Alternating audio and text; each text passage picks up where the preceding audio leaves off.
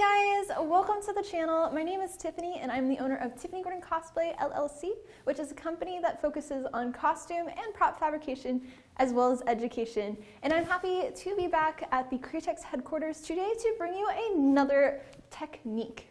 Today I'm going to be teaching you a technique that I used for my Lilith cosplay, specifically how to do a blue patina onto the surface of your piece. What you're going to need for this project is of course your sample piece, and for me I am using actually a failed resin print that I tried doing for my Lilith costume. So this has already been pre-painted with Wicked Black and gold chrome and some shading of Wicked Black on top, and this is going to be our sample piece today. You're also going to want 2 disposable paint brushes, some water. You'll also want a little container with a lid so we can put our paint mixture in it. We're going to be using some iodized salt today, as well as the 2 paints that we're going to be using is the Candy Lines, specifically the Tealicious color, and then we're also going to be using the Wicked color Fluorescent Aqua. And of course, let's not forget about safety, so you'll want some disposable gloves, as well as some paper towels for cleanup. Let's go ahead and make our paint mixture, and I've already gone ahead and put my disposable gloves on. And we're going to start off with the Fluorescent Aqua.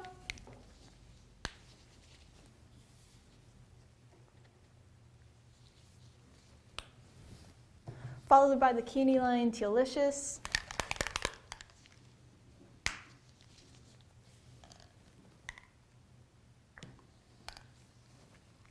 And for this mixture, we do want it to be a little bit thicker, and we're going to be doing that by adding our salt, which is going to cause our mineral look for this patina.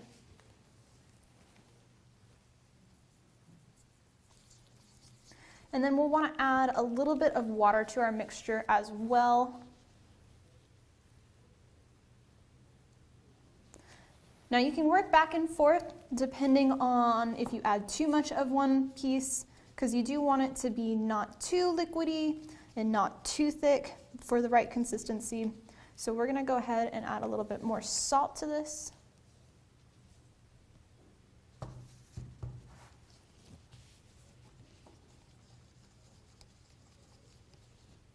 that's getting a bit closer to our consistency. I'll say you can use this or a tiny bit thicker depending on the type of look that you want to go for. And then you can also change out these colors. If you want it to be a more darker blue, you can substitute it for any of the other Wicked colors or fluorescent colors. Same if you want to make it lighter, just depends on the type. So now that we have our paint mixture mixed up, we're going to apply it to our sample piece. And for this specific type of patina, it's best to apply it on surfaces that have deeper crevices or dips in your piece, as this patina will flake off a little bit. So you want it to go into spots that it can sit in more. So I'm applying it more thick in certain areas. And by adding the Candy Line to this is going to make the paint a little bit more transparent on the surfaces. So the parts that don't have the salt, you'll still see that blue color a bit more. And then we're going to add some in this area. And basically just add it wherever you want it. For a natural blue patina to normally form on a metal surface such as brass or bronze or even copper, this will more likely form onto surfaces where there are dips in the piece and not necessarily on top of flat parts. So kind of be aware of where you want to apply your mixture. And when you're applying this, you may notice that it is a bit dark. This is actually going to dry lighter, as well as because we added salt to our paint mixture, that salt is going to start to mineralize on the surface and turn white. So all of this is going to lighten up quite a bit.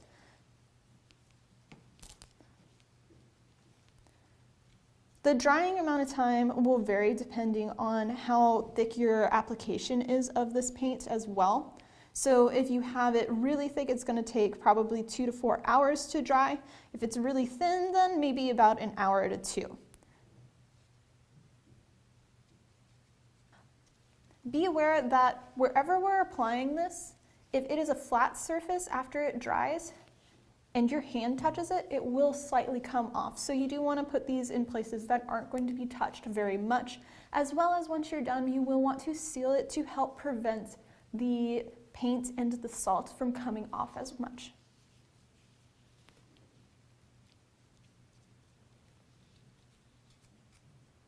So now that the paint has been applied onto here, we actually went away for 4 hours and came back, and it is now completely dry. And you can noticeably see the difference of how it has changed colors. And it's actually lighter, and in some cases, some of the spots are more white because of the minerals from the salt.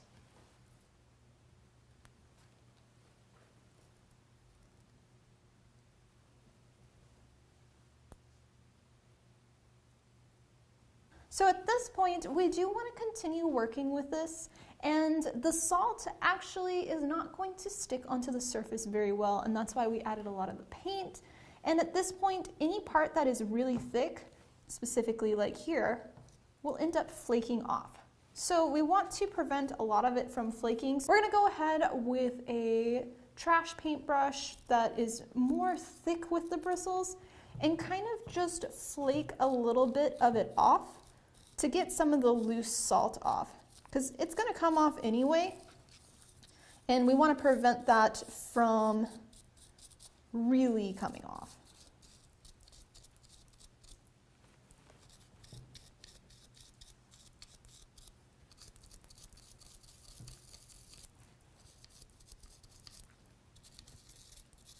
And this is why it was very important to wait the 4 hours for this to dry. If this was still wet, it would come off in huge chunks.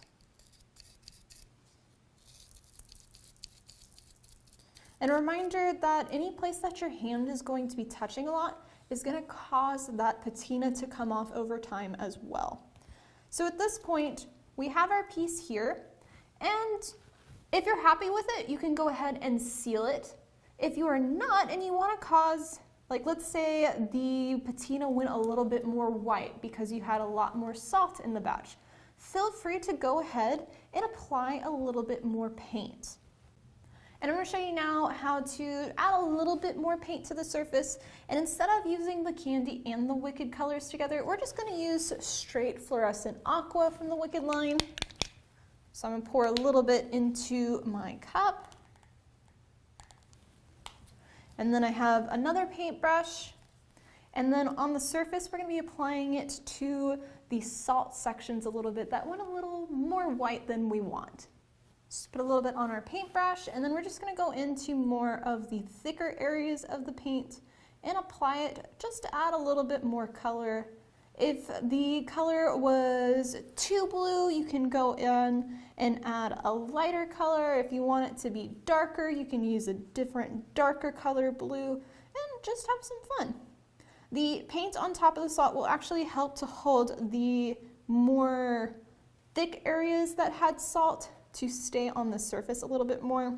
The paint is kind of acting like the glue for attaching it to your piece. And you can do this as much as you want or as little as you want. It's really just up to you.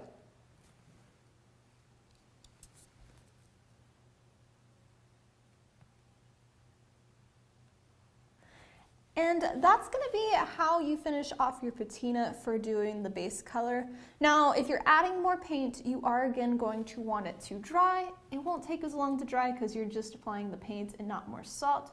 So just wait maybe about 30 minutes to make sure it is fully dry, and you will want to seal this as it is going to come off. And I would recommend using either the UV-Less Satin or the UV-Less Matte to seal your piece. This is going to help protect all of the salt patina from coming off of your surface. Now this will also cause the white to go a slightly darker, as the white is going to be mixing now with this a little bit, but it's going to protect everything and finish out your piece. And you can apply these products using an airbrush gun onto your surface to finish out your blue patina on whatever project you want to do. And that, guys, is how to do your very own blue patina onto whatever surface that you want. And I hope you found this video helpful for your own project. And if so, we'd love to hear from you. So let us know in the comments, as well as don't forget to like this video and subscribe to the channel here on Createx, and hop over to my channel, Tiffany Gordon Cosplay, and subscribe there as well. And we'll see you for our next tutorial. Much love, guys.